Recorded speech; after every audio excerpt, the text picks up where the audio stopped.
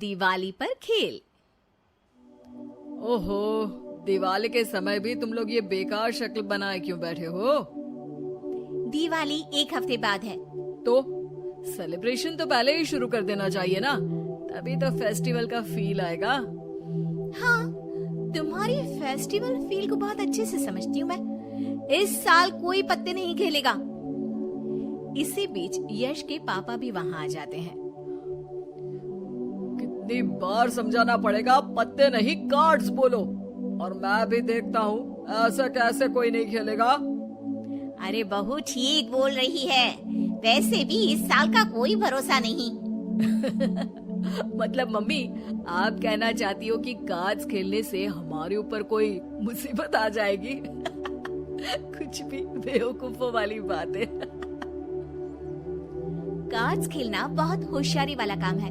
पहले लक्ष्मी माता की पूजा कर उन्हें घर बुलाओ, फिर बेकदरों की तरह जुए पर लुटाओ। बहू, अपनी लिमिट में बोलो।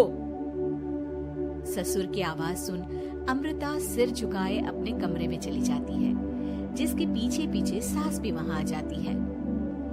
अरे तुम जानती हो ना, पूरी दुनिया पलट सकती है, लेकिन मेरे बेटे और पति के दिवाली कार्ड्स कभी बंद नहीं हो सकते। इससे मैं भी परेशान हूँ, पर हम कुछ नहीं कर सकते बहू। हाँ, पर फिर भी कोशिश करने में क्या जाता है। बिल्कुल जैसे पिछले 2 साल से कर रही हो, अगले 20 साल तक करती ही रहोगी तुम। अब दोनों सास बहू अपने काम में लग जाती है। वहीं यश और उसके पापा कार्ड्स खेलना शुरू कर देते हैं। दिन बीतते हैं, जिसमें एक दिन यश का दोस्त रोहन उनके घर आता है।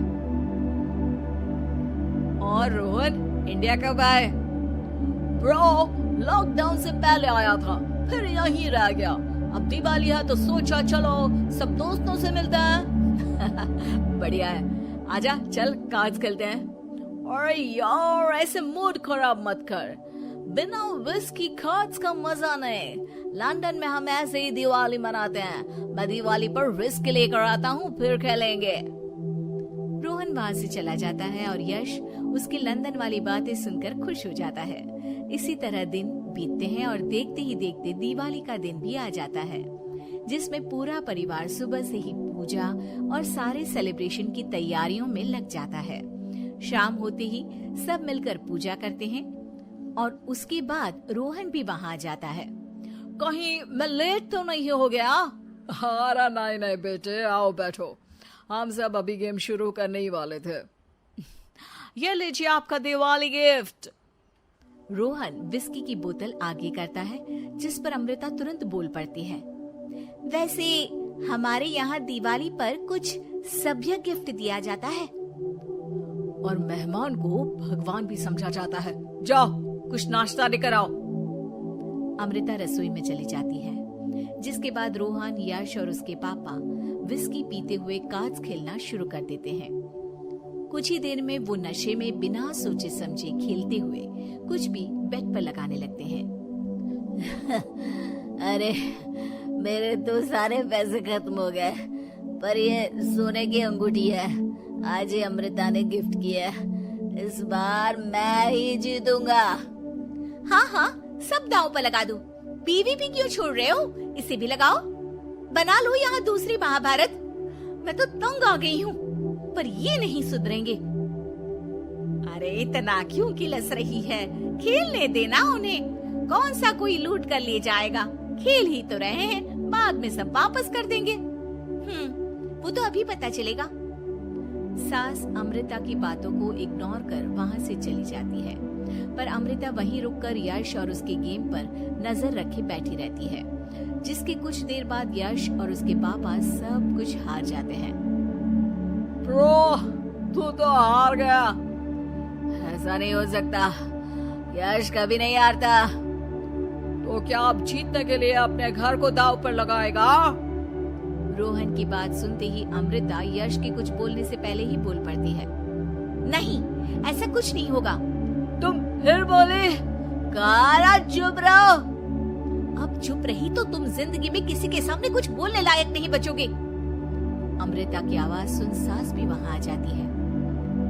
अगर इतना भरोसा है तो एक गेम आप खेल लीजिए, देख लेते हैं कौन कितना अच्छा है।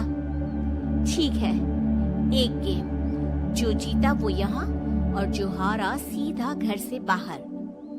रोहन अमृता की शर्त मान लेता है, जिसके बाद अमृता अपनी सारी ज्वेलरी बेड पर लगाकर गेम स्टार्ट करती है, जिसमें देखते ही देखते रोहन जीत जाता है। ये सब देख यश हैरान रह जाता है। हरा दिया ना, ये ज्वेलरी क्या फ्री में आई थी जो बेट लगाई? तुमसे कुछ नहीं हो सकता, कहा था दूर रहो। वो सब बाद में, पहले मुझे ये सब दो। अरे नहीं भाई, मैं लूट जाऊंगा, ये तो बस मजे के लिए खेल रहे थे। ओ ब्रो, जुआ मजे के लिए खेलो या सीरियस होकर? हारोगे तो भुगतना पड़ेगा।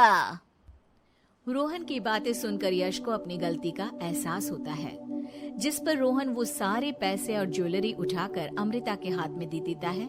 ये देखकर सब हैरान रह जाते हैं। अरे तुम ये अमृता को क्यों दे रहे हो? क्योंकि मैं अमृता की तरफ से खेल रहा था। हैं? मतलब हम कुछ समझे नहीं।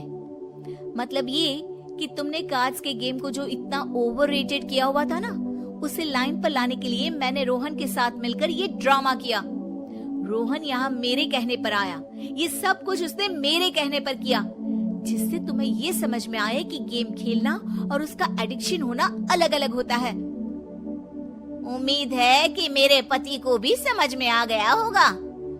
हाँ मोहतरमा, समझ गए अच्छी तरह से।